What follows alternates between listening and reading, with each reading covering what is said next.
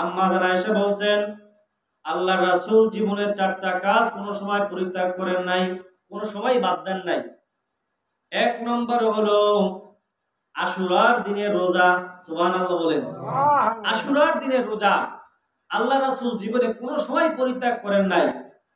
2 নম্বরে আম্মা জান আয়েশা রাদিয়াল্লাহু তাআলা আনহা বলেন আল্লাহ রাসূল জীবনে যতদিন বেঁচে ছিলেন ততদিন তিনি 9 তারিখ আরাফার ময়দানের যে রোজা, এই রোজাও তিনি জীবনে কোনোদিন পরিত্যাগ করেন নাই। সুবহানাল্লাহ।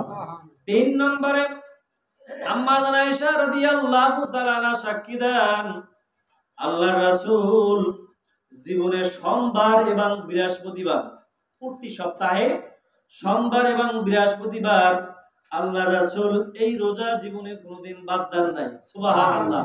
4 নম্বরে আম্মা জান আয়েশা রাদিয়াল্লাহু তাআলা আনহা বলেন আল্লাহর রাসূল জীবনে আরবি মাসের প্রতি মাসের আইয়ামে বেজের 13, 14 এবং 15 এই 3 দিনের রোজা আল্লাহর রাসূল কোনোদিন বাদ দেন নাই। সুবহানাল্লাহ।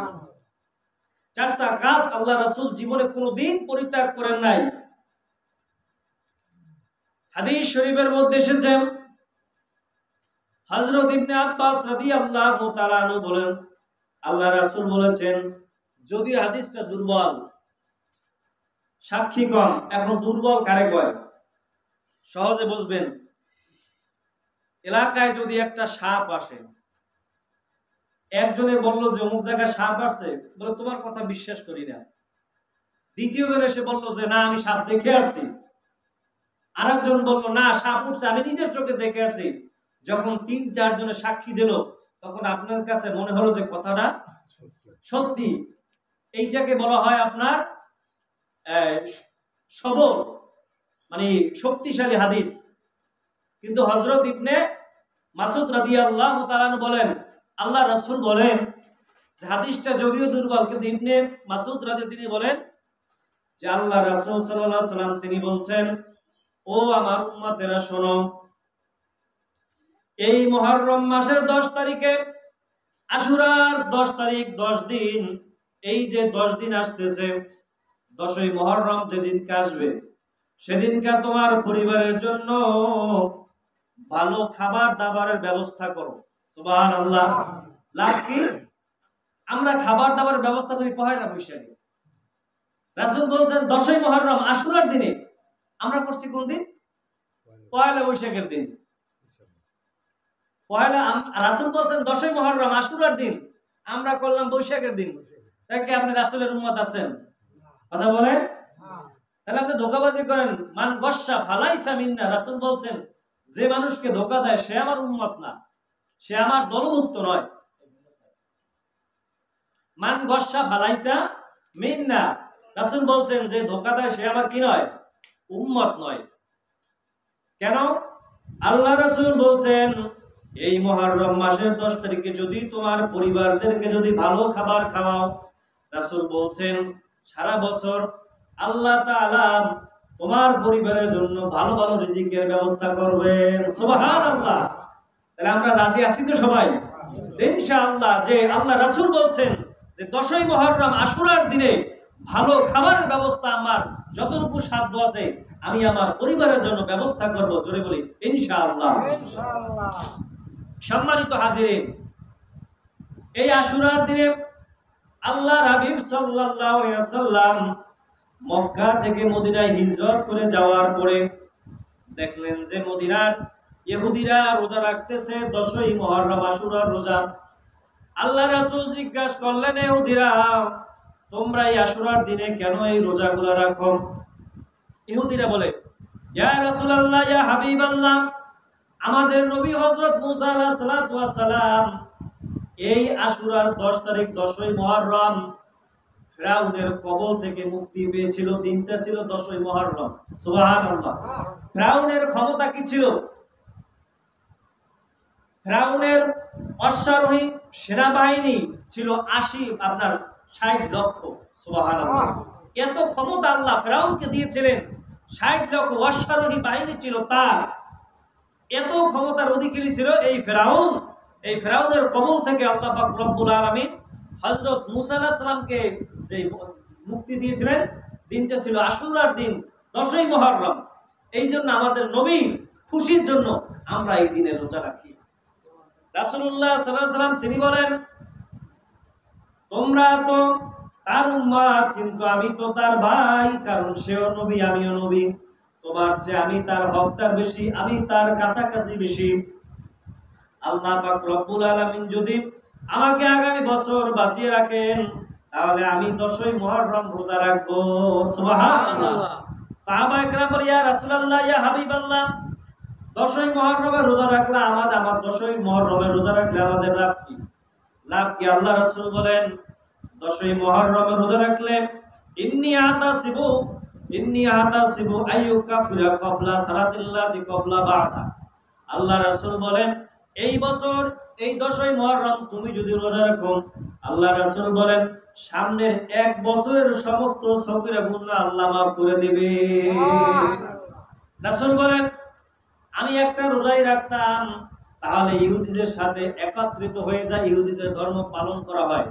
এই জন্য আমি যদি সামনের বছর বেঁচে থাকি, তাহলে আমি আশুরার পরের দিন অথবা আশুরার আগের দিন এবং আশুরার দিন 10ই মুহররম 2টা রোজা রাখবো। সুবহানাল্লাহ। এই রাসূল বলছেন, এই মুহররম মাসের 2টা রোজা রাখবা তোমরা। কয়টা? 2টা রোজা রাখবা। অন্য হাদিসের মধ্যে এসেছে, আল্লাহ রাসূল বলছেন, তোমার পিছনের 1 বছরের সগীরা গুনাহ এবং সামনের 1 বছরের সগীরা গুনাহ আল্লাহ তাআলা মাফ করে দিবে। কত ফজিলাতপূর্ণ দোয়া আপনার রোজা আমরা রাখার চেষ্টা করব। রাসূল বলেন, রমজানের পরে শাওয়াল মাসের পরে যদি কোনো রোজা যদি উত্তম হয়ে থাকে, সেইটা হলো মুহররম মাসের 10 তারিখের রোজা। সুবহানাল্লাহ। আরে ডাক্তাররা এখন বলে যে কোনো ব্যক্তি যদি মাসে 3 দিন রোজা রাখেন আর সপ্তাহে 2 দিন সোমবার এবং বৃহস্পতিবার, এই 5টা দিন যদি মাসের মধ্যে রোজা রাখে এবং এই মুহররম মাসে রোজা আছে, মাঝে মাঝে যেই নফলগুলো রোজা আছে, এইগুলো যদি কোনো ব্যক্তি রাখে, আল্লাহ রাসূল বলেন তার জীবনে কোনো রোগ হবে না। সুবহানাল্লাহ। রাসূলের জীবনে কোনো রোগ ছিল না, কোনো গ্যাস্ট্রিক ছিল না, কোনো আলসার ছিল না, কোনো বাতের সমস্যা ছিল না। কারণ কি?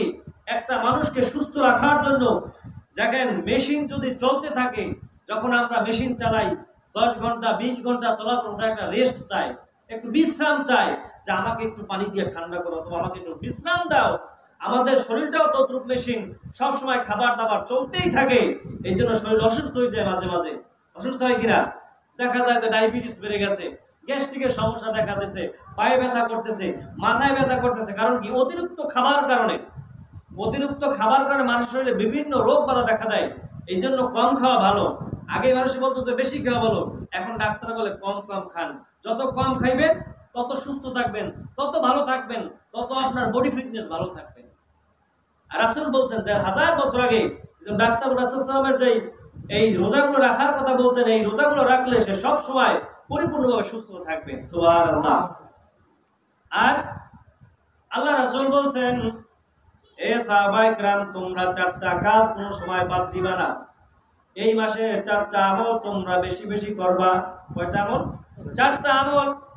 মুহররম মাসে আল্লাহ রাসূল বলছেন, ও মহিলারা, ও পুরুষেরা, সব উম্মতদেরকে বলছেন, তোমরা 4টা কাজ বেশি করবা এই মাসের মধ্যে।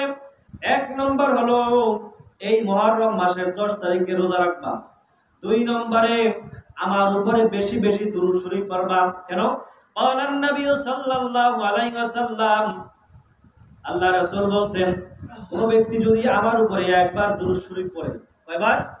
একবার যদি দুরূদ শরীফ পড়ে, আল্লাহ রাসূল বলছেন তার প্রতি 10 বার রহমত আল্লাহ তাআলা দান করে।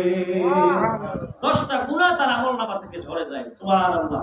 রাসূলের প্রতি একবার দুরূদ বলে আপনার 10টা গুনাহ মাফ, 10টা রহমত, 5টা দুনিয়া, 5টা আখিরাতের কল্যাণ আপনার প্রতি আপনার নাজিল হতে থাকবে। সুবহানাল্লাহ। 3 নম্বরে আল্লাহ রাসূল বলছেন বেশি বেশি তওবা ইস্তেগফার করা। বলে হুজুর সব সময় তো আপনি বলেন তওবা ইস্তেগফার, কেন? কারণ আল্লাহ রাসূলের উম্মতের গুনাহ বেশি। বলেন কি বেশি? গুনাহ বেশি। এই জন্য রাসূল বলছেন বেশি বেশি নফল ইবাদত করো, বেশি বেশি তওবা করো। সব সময় আস্তাগফিরুল্লাহ, অযথা মানুষের সাথে আড্ডা না দিয়া, বসে না থেকে আপনি একা একা থাকেন, হাঁটলেন, তওবা ইস্তিগফার করতে থাকলেন, আপনার আমলনামায় নেকি হতেই থাকলো, আপনার গুনাহ মাফ হতে থাকলো। সুবহানাল্লাহ। 4 নম্বর বলছেন, এই মাসে মুহররম মাসের 10 তারিখে তোমরা কমপক্ষে 200 বার দুরূদ শরীফ পড়বা। কতবার? 200 বার। কতবার? 200 বার কমপক্ষে। দিনের বেলায় কমপক্ষে 200 বার দুরূদ শরীফ পড়বা। যত রাখবাই দুইটা রোজার পরে, ওই দিনে ভালো খাবার তো খাবাই, এরপরে 200 বার কমপক্ষে 200 বার তুমি দুরূদ শরীফ পড়বা। সুবহানাল্লাহ।